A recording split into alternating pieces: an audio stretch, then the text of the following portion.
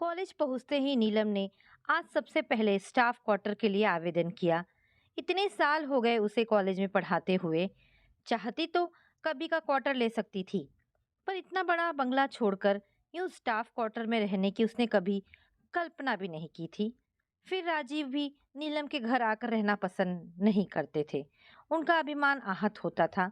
उन्हें लगता कि वहां वे मिस्टर नीलम मेहता बनकर ही रह जाएंगे, और यह बात उन्हें कतई मंजूर न थी। आज सुबह ही राजीव ने उसे अपने घर से निकल जाने को कह दिया, जबकि नीलम को इस घर में 30 साल गुजर चुके हैं।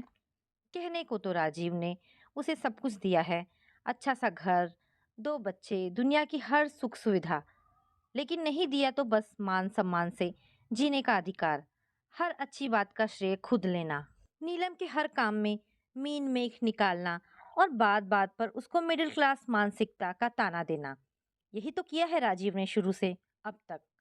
बिस्तर पर लेटे लेटे नीलम अपने ही जीवन से जुड़ी घटनाओं का ताना बाना बुनने लगी। इतने सालों से नीलम को लगने लगा था कि उसे यह सब सहने की आदत सी हो गई है, पर आज सुबह उसका धैर्य जवाब दे गया। जैसे जैसे उम्र बढ़ रही थी, राजीव का कहना सुनना बढ़ता जा रहा था, और नीलम की सहनशीलता खत्म होती जा रही थी। नीलम जानती है कि अमेरिका में रह रहे बेटे विवेक की शादी कर लेने की खबर राजीव बर्दाश्त नहीं कर पा रहे हैं, बल्कि उनके अहम को चोट पहुंची है। अब तक हर बात का निर्णय लेने का एकाधिकार उससे छीन जो गया था। राजीव की नज़रों में इसके लिए नीलम ही दोषी है, बच्चों को अच्छे संस्कार जो नहीं दे पाई। यही तो कहते हैं राजीव बच्चों की हर गलती या जिद पर, जबकि वो अच्छी तरह जानती है कि बच्चों के बारे में किसी भी तरह का फैसला लेने का कोई अधिकार उन्होंने नीलम को कभी दिया ही नहीं। यहाँ तक कि उसके प्रेगनेंसी के दौरान किसी डॉक्टर से चेकअप कराना है, क्या खाना है, कितना खाना है, आदि बातों में भी अपनी ही मर्जी चलाते। शुरू में तो नीलम को यह बात अच्छी लगी थी कि कितने केयरिंग हस्बैंड मिले हैं, लेकिन धीरे धीरे पता चला यह केयर नहीं अपितु स्टेटस का सवाल था। कितना चाहा था नीलम ने बेटी रिया आर्ट के क्षेत्र में नाम कमाए, पर उसे डॉक्टर बनाना पड़ा क्योंकि राजीव यही चाहते थे। बेटे को आईएएस बनाने की चाह भी नीलम के मन में धरी की धरी रह गई, और वह राजीव के आदेशानुसार वैज्ञानिक ही बना, जो आजकल नासा में कार्यरत है। ऐसा नहीं कि बच्चों की सफलता से नीलम खुश नहीं है या बच्चे अपने क्षेत्र से संतुष्ट नहीं हैं, लेकिन ये भी सच है कि राजीव इस सब से इसलिए संतुष्ट है कि बच्चों को इन क्षेत्रों में भेजने से वह और नीलम आज सोसाइटी में सबसे अलग नजर आ रहे हैं। पूरी जिंदगी सब कुछ अपनी इच्छा और पसंद को ही सर्वश्रेष्ठ मानने की आदत होने के कारण विवेक की शादी राजीव को अपनी हार प्रतीत हो रही थी। यही हार गुस्से के रूप में पिछले एक हफ्ते से किसी न किसी कारण नीलम पर निकल रही है। राजीव को वैसे भी गुस्सा करने का कोई ना कोई कारण हमेशा से मिलता ही रहा है। राजीव यह क्यों नहीं समझते कि विवेक के इस तरह शादी कर लेने से नीलम को भी तो दुख हुआ होगा, पर उन्हें उसकी खुशी या दुख से कब सरोकार रहा है। जब विवेक का फोन आया तो नीलम ने कहा भी था, खुशी है कि बेटा तुम्हारी शादी हो रही है, लेकिन तुम अगर हमें अपनी पसंद बताते तो हम यही बुलाकर तुम्हारी शादी करवा देते, सभी लोगों को इनविटेशन देते। वहां बहू को कैसा लगेगा जब घर पर नई बहू का स्वागत करने वाला कोई भी नहीं होगा। ओ मॉम, आप भी, कोई कैसे नहीं होगा, रिया दीदी और जीजा जी आ रहे हैं ना। आपको तो पता है कि अपनी पसंद बताने पर पापा कभी नहीं होने देते ये शादी। रिया दीदी की बार का याद नहीं है आपको? डॉक्टर अभय को तो दीदी ने उस तरह पसंद भी नहीं किया था, बस पापा ने उन्हें रेस्टोरेंट में साथ बैठे ही तो देखा था। पर घर में कितने दिनों तक हंगामा रहा था। दीदी ने कितना कहा था कि डॉक्टर अभय केवल उनके कलीग हैं, पर कभी पापा ने सुनी? उन्होंने आनन फानन में कैसे अपने दोस्त के डॉक्टर बेटे के साथ शादी करवा दी। ये ठीक है कि जीजाजी भी एकदम परफेक्ट हैं। सॉरी मॉम, मेरी शादी के कारण आपको पापा के गुस्से का सामना करना पड़ेगा। रियली मॉम, आज मैं महसूस करता हूँ कि आप कैसे उनके साथ इतने सालों से निभा रही हैं। You are great mom, I salute you. Okay, phone रखता हूँ, शादी की फोटो ईमेल कर दूंगा। नीलम विवेक की इन बातों से सोच में पड़ गई। सच ही तो कहा था उसने, लेकिन वो गुस्सा एक बार में खत्म नहीं हुआ था। पिछले एक हफ्ते से रोज ही उसे इस स्थिति से दो चार होना पड़ रहा है। सुबह यही तो हुआ था जब राजीव ने पूछा था, सुना कल तुम महिमा के यहाँ गई थी? हाँ। मुझे बताया क्यों नहीं? कल रात आप बहुत लेट आए तो ध्यान नहीं रहा। ध्यान नहीं रहा का क्या मतलब है? फोन करके बता सकती थी। कोई काम था वहाँ? महिमा बहुत दिनों से घर पर बुला रही थी। कॉलेज में कल शाम की क्लास भी नहीं थी, सोचा उससे मिलती चलूं। तुम्हें मौका मिल गया ना मुझे नीचा दिखाने का। तुम्हें शर्म नहीं आई कि बेटे ने ऐसी करतूत की है और तुम रिश्तेदारी निभाती फिर रही हो? महिमा आपकी बहन होने के साथ साथ कॉलेज के ज़माने की मेरी फ्रेंड भी है। और रही बात बेटे की, तो उसने शादी ही तो की है, गुनाह तो नहीं। पता है मुझे, तुम्हारी ही शह से बिगड़ा है वह। जब माँ बिना पूछे काम करती है, तो बेटे को कैसे रोक सकती है? भूल जाती हो तुम कि अभी मैं जिंदा हूँ, इस घर का मालिक हूँ। मैंने क्या काम किया है आपसे बिना पूछे? इस घर में कोई सांस तो ले नहीं सकता बिना आपकी अनुमति के। हवा भी आपसे इजाजत लेकर यहाँ प्रवेश करती है। जिंदगी की छोटी छोटी खुशियों को भी जीने नहीं दिया। ये तो मैं ही हूँ कि जो यह सब सहन करती रही। क्या सहन कर रही हो तुम? जरा मैं भी तो सुनूं। ऐसा स्टेटस, ऐसी शान, सोसाइटी में एक पहचान है तुम्हारी, और कौन सी खुशियां चाहिए? नीलम तंग आ गई इन बातों से। हार कर उसने कह दिया, देखो राजीव, ये रोज रोज की खिचखिच बंद करो। अब इस उम्र में मुझसे और बर्दाश्त नहीं होता। मुझे ये सब अच्छा नहीं लगता। नहीं बर्दाश्त होता तो चली जाओ यहाँ से। जहाँ अच्छा लगता है वहां चली जाओ। क्यों रह रही हो फिर यहाँ? चली जाऊं? छोड़ दूं? उम्र के इस पड़ाव पर आपको बेशक ये कहते शर्म नहीं आई हो, पर मुझे सुनने में जरूर आई है। इस उम्र में चली जाऊं? शादी के 30 साल बाद तक सब झेलती रही, अब कहते हो चली जाऊं? जाना होता तो कब की सब कुछ छोड़कर चली गई होती। नीलम तड़प उठी थी। जिंदगी का सुख राजीव ने केवल भौतिक सुख सुविधा ही जाना था। पूरी जिंदगी अपने आप को मारकर जीना ही अपनी तकदीर मान जिसके साथ निष्ठा से बिता दी, उसी ने आज कितनी आसानी से उसे घर से चले जाने को कह दिया। हाँ, आज मुझे ये घर छोड़ ही देना चाहिए। अब तक पूरी जिंदगी राजीव के हिसाब से ही जी है, ये भी सही। सारी रात नीलम ने इसी सोच के साथ बिता दी। शादी के बाद कितने वक्त तक तो नीलम राजीव का व्यवहार समझ ही नहीं पाई थी। किस बात पर झगड़ा होगा और किस बात पर प्यार बरसाने लगेंगे, कहा नहीं जा सकता। कॉलेज से आने में देर हो गई तो क्यों हो गई? घर बार की चिंता नहीं है, और अगर जल्दी आ गई तो कॉलेज टाइम पास का बहाना है। बच्चों को पढ़ाना थोड़े ही है। दुनिया की नज़र में राजीव से आदर्श पति और कोई हो ही नहीं सकता। मेरी हर सुख सुविधा का ख्याल रखना, विदेशों में घुमाना, एक से एक महंगी साड़ियाँ खरीदवाना, गहने, गाड़ी, बंगला क्या नहीं दिया। लेकिन वह यह नहीं समझ सके कि सुख सुविधा और खुशी में बहुत फर्क होता है। नीलम की विचार श्रृंखला टूटने का नाम ही नहीं ले रही थी। मैं इनके बिना पसंद के एक रुमाल तक नहीं खरीद सकती। बिना इनकी इच्छा के बालकनी में नहीं खड़ी हो सकती। इनकी इच्छा के बिना घर में फर्नीचर इधर से उधर 1 इंच भी सरका नहीं सकती। नया खरीदना तो दूर की बात, क्योंकि इनकी नज़र में मुझे इन चीज़ों की, इन बातों की समझ नहीं है। बस एक नौकरी ही है जो मैंने छोड़ी नहीं। राजीव ने बहुत कहा कि सोसाइटी में सभी की पत्नियां किसी न किसी सोशल काम से जुड़ी रहती हैं। तुम भी कुछ ऐसा ही करो। देखो, महिमा भी तो यही कर रही है। पर तुम्हें क्या पता, पहले हमारे बीच खूब बहस होती थी, पर धीरे धीरे मैंने ही बहस करना छोड़ दिया। आज मैं थक गई थी ऐसी जिंदगी से। बच्चों ने तो अपना नीड अलग बना लिया। अब क्या इस उम्र में मैं, हाँ शायद यही सही होगा, कम से कम जीवन की संध्या मैं बिना किसी मानसिक पीड़ा के बिताना चाहती हूँ। राजीव तो इतना सब कुछ होने के बाद भी सुबह की उड़ान से अपने काम के सिलसिले में 1 सप्ताह के लिए बाहर चले गए। उनके जाने के बाद नीलम ने रात में सोची गई अपनी विचारधारा पर अमल करना शुरू कर दिया। अभी तो रिटायरमेंट में 6-7 वर्ष बाकी है, इसलिए अभी क्वार्टर लेना ही ठीक है। आगे की आगे देखी जाएगी। नीलम को क्वार्टर मिले आज कई दिन हो गए, लेकिन राजीव को वह कैसे बताए। कई दिनों से इसी असमंजस में थी। दिन बीतते जा रहे थे। प्रोफेसर माया जो नीलम के ही विभाग में है, और क्वार्टर भी नीलम को उसके साथ वाला ही मिला है। कई बार उससे शिफ्ट करने के बारे में पूछ चुकी है। नीलम थी कि बस आजकल करती टाल रही थी। सच तो ये है कि नीलम ने उस दिन आहत होकर क्वार्टर के लिए आवेदन कर दिया था और ले भी लिया, पर इस उम्र में पति से अलग होने की हिम्मत वह जुटा नहीं पा रही थी। यह उसके मध्यम वर्गीय संस्कार ही थे जिनका राजीव ने हमेशा ही मजाक उड़ाया है। ऐसे ही 1 महीना बीत गया। इस बीच कई बार छोटी मोटी बातें हुई, पर नीलम ने अब खुद को तटस्थ कर लिया। लेकिन वो भूल गई थी कि राजीव के विस्फोट का एक बहाना उसने स्वयं ही उसे थाली में परोस कर दे दिया है। कॉलेज से मिलने वाली सैलरी बेशक राजीव ने कभी उससे नहीं ली और न ही बैंक में जमा पैसे का कभी हिसाब मांगा, पर नीलम अपनी सैलरी का चेक हमेशा ही राजीव के हाथ में रखती रही है। वह भी उसे बिना दिखे लौटा देते हैं। इतने वर्षों से यही नियम चला आ रहा है। नीलम ने जब इस महीने भी चेक लाकर राजीव को दिया, तो उस पर एक नज़र डालकर वो पूछ बैठे, इस बार चेक में अमाउंट कम क्यों है? पहली बार ऐसा प्रश्न सुनकर नीलम चौंक गई। उसने सोचा ही नहीं था कि राजीव चेक को इतने गौर से देखते हैं। अब उसे बताना ही पड़ा। अगले महीने से ठीक हो जाएगा। इस महीने शायद स्टाफ क्वार्टर के कट गए होंगे। अभी उसका वाक्य पूरा भी नहीं हुआ था।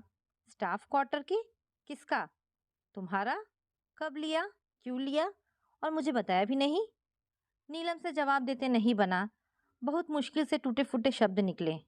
1 डेढ़ महीना हो गया है। मैं बताना चाह रही थी, लेकिन अवसर ही नहीं मिला। वैसे भी अब मैं उसे वापस करने की सोच रही हूँ। 1 महीने से तुम्हें मौका नहीं मिला? मैं मर गया था क्या?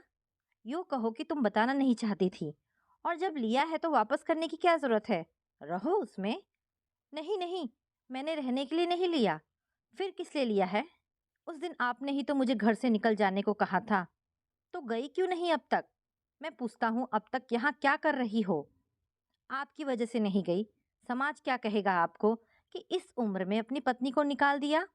आप क्या जवाब देंगे? आपकी ज़रूरतों का ध्यान कौन रखेगा?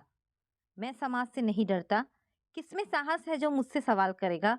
और मेरी ज़रूरतों के लिए तुम्हें परेशान होने की ज़रूरत नहीं है। जिसके मुंह पर भी 4 पैसे मारूंगा दौड़कर मेरा काम करेगा। मेरा ख्याल करके नहीं गई। 4 पैसे की नौकरी पर इतराती हो? अरे मेरे बिना तुम हो क्या? तुम्हें समाज में लोग मिसेस राजीव मेहता के नाम से जानते हैं। नीलम का गुस्सा आज फिर अपना चरम पार करने लगा। चुप रहिए। मैंने पहले ही कहा था कि अब मुझसे सहन नहीं होता। कौन कहता है कि बर्दाश्त करो? अब तो तुमने घर भी ले लिया है। जाओ, चली जाओ यहाँ से। मैं भूल गया था कि तुम जैसे मिडिल क्लास को कोठी बंगले रास नहीं आते। तुम्हारे लिए तो वही 1 2 कमरों का दड़बा ही ठीक है। नीलम इस अपमान को सह नहीं पाई और तुरंत ही अंदर जाकर अपना सूटकेस तैयार किया और वहां से निकल पड़ी।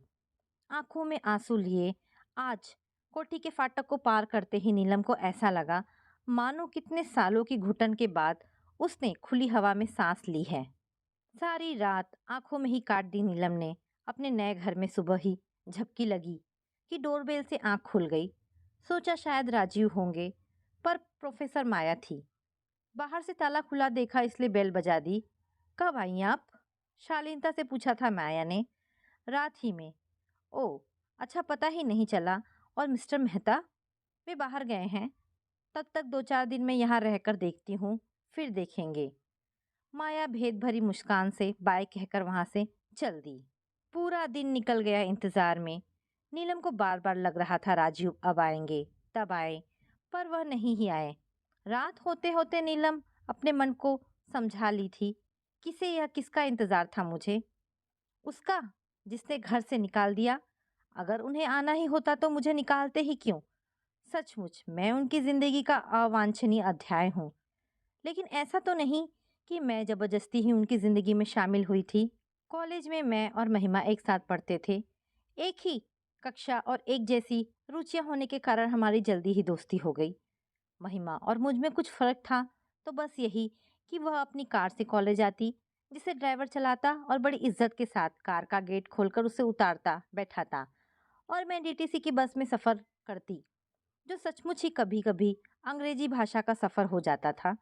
मेरा मुख्य उद्देश्य था शिक्षा के क्षेत्र में अपना कैरियर बनाना, और महिमा का केवल ग्रेजुएशन की डिग्री लेना। इसके बावजूद वह पढ़ाई में बहुत तेज थी, और अभी भी है। ग्रेजुएशन करने तक मैं कभी महिमा के घर नहीं गई। अच्छी दोस्ती होने के बाद भी मुझे लगता है कि मुझे उससे एक दूरी बनानी है। कहाँ वह और कहाँ मैं। लेकिन जब मैंने एमए का फॉर्म भरा तो मुझे देख उसने भी भर दिया, और इस तरह हम 2 वर्ष तक और एक साथ हो गए। इस दौरान मुझे 2 4 बार उसके घर जाने का मौका मिला। घर क्या था, बंगला था। मेरी हैरानी तब और बढ़ गई जब एमफिल के लिए मेरे साथ-साथ उसने भी आवेदन कर दिया। मेरे पूछने पर महिमा ने कहा था, यार मम्मी पापा शादी के लिए लड़का ढूंढ रहे हैं, जब तक नहीं मिलता पढ़ लेते हैं, तेरे साथ साथ जब तक चला जाए। बिना किसी लक्ष्य के महिला मेरे साथ कदम दर कदम मिलाती हुई बढ़ती जा रही थी और एक दिन हम दोनों को ही लेक्चरर के लिए नियुक्ति मिल गई। इस खुशी में उसके घर में एक भव्य पार्टी का आयोजन किया गया था। उसी पार्टी में पहली बार उसके भाई राजीव से मेरी मुलाकात हुई। बाद में मुझे पता चला कि उस दिन पार्टी में मेरे रूप सौंदर्य से प्रभावित होकर महिमा के मम्मी पापा ने महिमा की शादी के बाद मुझे अपनी बहू बनाने पर विचार किया, जिस पर अंतिम मोहर मेरे घर वालों को लगानी थी, जो इस रिश्ते से मन से खुश भी थे और उनकी शानो शौकत से भयभीत भी। इस सब में लगभग 1 साल का समय लगा। राजीव कई बार मुझसे मिले। वे जानते थे कि मैं एक मध्यम वर्गीय समाज की हूँ। शानो शौकत मेरे खून में नहीं, लेकिन शादी के पहले मेरी ये बातें, मेरी सादगी उन्हें अच्छी लगती थी, जो उनकी सोसाइटी में पाई जाने वाली लड़कियों से मुझे अलग करती थी। नीलम को यहाँ रहते 1 महीना हो चुका था। कुछ दिन तो दरवाजे की हर घंटी पर वह राजीव को उम्मीद लगाती, लेकिन उम्मीद होती ही टूटने के लिए है। इस अकेलेपन को नीलम समझ ही नहीं पा रही थी। कभी तो अपने छोटे से घर में 53 वर्षीय प्रोफेसर डॉक्टर नीलम मेहता का मन कॉलेज गर्ल की तरह कुलाचे मार रहा होता कि यहाँ यह कांच के वर्क वाली वॉल हैंगिंग सही लगेगी और यह स्टूल यहाँ नहीं, इसे इस कोने में रख देती हूँ। घर में कपड़े की वॉल हैंगिंग लगाते समय नीलम को याद आया जब वह जनपद से यह खरीद कर लाई थी और उसे ड्राइंग रूम में लगाने लगी, तो राजीव ने कैसे डांट कर मना कर दिया था कि यह 100 रुपये का घटिया सा कपड़े का टुकड़ा यहाँ लगाओगी, इसका पोछा बना लो, वही ठीक रहेगा, नहीं तो अपने जैसे ही किसी को ही दे देना। नीलम अब अपनी इच्छा से हर चीज सजा रही थी। कोई मीन मेख निकालने वाला या उसका हाथ रोकने वाला नहीं था, लेकिन फिर भी जीवन को किसी रीते ने अपने घेरे में घेर लिया था। कॉलेज की फाइनल परीक्षाएं खत्म हो चुकी थी।